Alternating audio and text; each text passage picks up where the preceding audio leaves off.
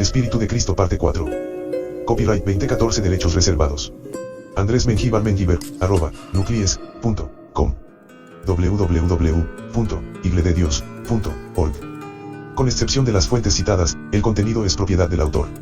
A menos que se indique lo contrario, las citas bíblicas han sido tomadas de la Reina Valera 1995. No olviden suscribirse al canal, darle like y compartirlo con otros hermanos de la Iglesia de Dios en formación ministerial, ya sea jóvenes, hombres y ancianos. Les invitamos a enriquecer estos contenidos con sus comentarios en los videos. Les recordamos que no representamos a ninguna organización en particular, sino solo a la doctrina de la Iglesia de Dios, con la intención de la formación de sus miembros en el ministerio. Paz a vos. Considerando Gálatas 4:6. Y por cuanto sois hijos, Dios envió a vuestros corazones el Espíritu de su Hijo, el cual clama, Abba, Padre. ¿Acaso este texto es contundente para demostrar que el Espíritu Santo es el Espíritu de Cristo? Bueno, si se interpreta aislándolo del contexto sobre el cual Pablo hace esta declaración, sí, y seguramente con estas palabras de Pablo se afianza la creencia de que el Espíritu Santo es el mismo Espíritu de Cristo. Sin embargo, ¿acaso es esa la idea correcta que se alcanza en esta declaración? Sencillamente no. Véase por qué no. Recuérdese lo dicho arriba en el sentido de que las mayúsculas y minúsculas de las versiones de la Biblia son usadas por los editores donde ellos consideran que se deben usar. Esto, como ya se ha expuesto, de ninguna manera significa que escribir espíritu con E mayúscula deba de significar una referencia al Espíritu Santo. Se debe notar que Pablo no dice que Dios envió su Espíritu, así como en el aposento alto, Hechos 2, sino el Espíritu de su Hijo. Ya en el subtítulo anterior se ha demostrado que el Hijo declara al Padre como la exacta procedencia del Espíritu Santo. Por lo tanto, demoler las palabras del Señor para construir una idea extraña suponiendo que Pablo está mencionando el Espíritu del Hijo como referencia al Espíritu Santo es solo argumento sin apoyo. Ni Pablo ni ningún otro apóstol ignoró las enseñanzas del Maestro acerca de la procedencia del Espíritu Santo, y no se deben tomar las palabras de Pablo para sostener que en Gálatas 4:6 está haciendo referencia al Espíritu Santo. La carta a los Gálatas fue escrita para aclarar que la ley, como medio de relación entre Dios e Israel, ha cedido su lugar al ministerio de la gracia, dentro de cuyo ministerio la persona adquiere una relación más íntima que la que se adquiría viviendo bajo la ley. Sus palabras van contra los judaizantes a quienes les expone las deficiencias humanas para justificarse por la ley, por lo cual, aun alcanzando esa justificación era imposible gozar de todos los beneficios traídos por Cristo. Cuando salió de Egipto, el pueblo de Israel se convirtió en hijo de Dios por elección, Deuteronomio 7:7, viniendo a constituirse en pueblo exclusivo de Dios, pero su misma experiencia muestra cómo esa categoría no les evitó la muerte a causa de sus desobediencias. Ahora, con Cristo como justificación, ellos podían alcanzar la categoría de hijos por redención porque la sangre redentora los capacitaba para una posición mucho más elevada que la anterior. Israel salió de la esclavitud en Egipto hacia la tierra de la libertad, una libertad material de una esclavitud material. Con todo, la libertad de la esclavitud del pecado no les fue otorgada, sino que ellos mismos tenían que procurársela, o sea, tenían que hacer esfuerzos propios para alcanzarla. Penosa fue la vida desposeída de la capacidad de librarse del pecado al cual la voluntad personal se enfrentaba cada día, imposibilitados de superar las dificultades que los enemistaban con Dios, sin contar con el poder superior que les hiciera sentirse libres de un tipo de esclavitud de la cual únicamente se habían librado quienes habían rendido su voluntad a los pies del Altísimo. Para bendición de miles de israelitas, la libertad vino cuando comprendieron la diferencia entre el ministerio de la ley y el de la gracia y optaron por esta segunda, alcanzando de esa manera la condición de hijos por redención del pecado. A ellos Pablo dice en Romanos 8:15. Pues no habéis recibido el espíritu de esclavitud para estar otra vez en temor, sino que habéis recibido el espíritu de adopción, por el cual clamamos, Abba, Padre.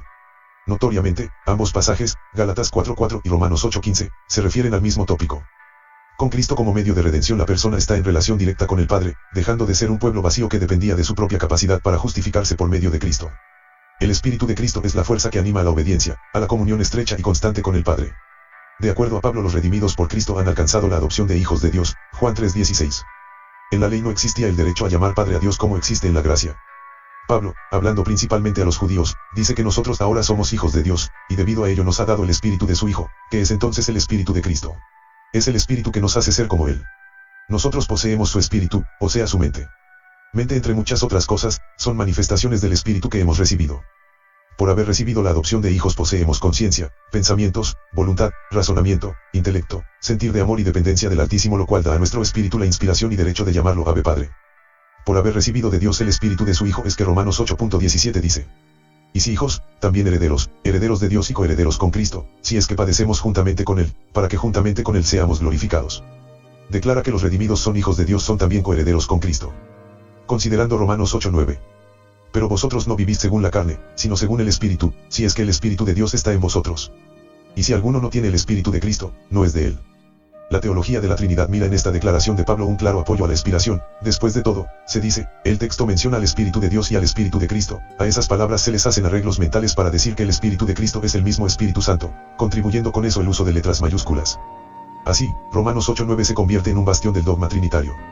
En este texto Pablo no presenta al Espíritu Santo como siendo el mismo del Padre y del Hijo, más bien hace clara separación de ambos. Desde ese punto no hay expiración, porque para que haya, el espíritu de ambos debe ser el mismo, lo cual Pablo ni siquiera insinúa.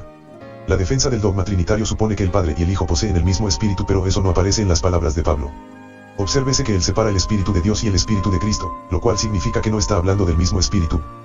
¿Qué es el espíritu de Cristo el cual el pueblo de Dios posee? Primera a los Corintios 2.16 hace referencia a él. ¿Quién conoció la mente del Señor? ¿Quién lo instruirá? Pues bien, nosotros tenemos la mente de Cristo. Mente, como brevemente se menciona al final del subtítulo anterior, es una de las muchas maneras para hacer referencia al espíritu. Por tener la mente de Cristo, o espíritu de Cristo, los redimidos pensamos como Él, nos determinamos como Él, no somos del mundo como Él tampoco lo es, etc. Es claro que por tener el espíritu de Cristo, como dice Pablo en Romanos 8:9, no vivimos en la carne a merced de sus impulsos. Pero si Cristo está en vosotros, el cuerpo en verdad está muerto a causa del pecado, pero el espíritu vive a causa de la justicia. Por poseer el espíritu, o mente de Cristo, nuestro espíritu vive porque hemos pasado de muerte a vida y la condenación que pesaba sobre nuestra vida ha sido levantada y somos libres para alcanzar la victoria. Ese es el propósito que Pablo declara en Romanos 8:9. Aunque si bien las personas a quien Pablo escribió desconocían los argumentos trinitarios que surgirían 300 años más tarde, no hubo expiración. Romanos 8:11 despeja toda duda respecto a la procedencia exclusiva del Espíritu Santo. 11 Y si el espíritu de aquel que levantó de los muertos a Jesús está en vosotros, el que levantó de los muertos a Cristo Jesús vivificará también vuestros cuerpos mortales por su espíritu que está en vosotros. Dos veces está aquí mencionado aquí que el Espíritu Santo es de Dios, y la expiración, desconocida por los apóstoles, pero explicada por Tomás de Aquino, queda deshecha por dos razones. Primera, Dios devolvió la vida a su Hijo mediante su Espíritu Santo. Bajo tal situación de ninguna manera significa que el Espíritu Santo a la vez sea el Espíritu de Cristo, ya que fue el Padre quien lo resucitó. Si Cristo estaba muerto, todo su ser estaba muerto incluyendo su Espíritu. Solo el argumento trinitario es capaz de argumentar que aunque Cristo estuvo muerto, su Espíritu se mantenía vivo. Segunda, cuando el Señor murió completamente. Si no hubiera muerto completamente no hubiera habido redención, y por haber muerto completamente fue necesario que quien lo envió a morir también lo resucitara. La lectura de Romanos 8:9-11 muestra que Pablo no está diciendo que el Espíritu de Cristo sea el mismo Espíritu Santo, ni mucho menos que entre palabras esté sugiriendo que exista expiración. Más bien, esa palabra y su significado nunca formaron parte de la fe de la Iglesia del siglo I, sino que es una enseñanza producida por los obispos escritores de la Iglesia cuando nació el dogma de la Trinidad. Fin. Este y todos los estudios que hemos compartido del Centro de Recursos Ministeriales Sinaí de la Iglesia de Dios, pueden encontrarse en www.iglededios.org.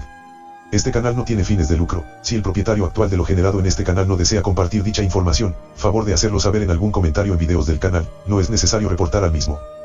Paz a vos.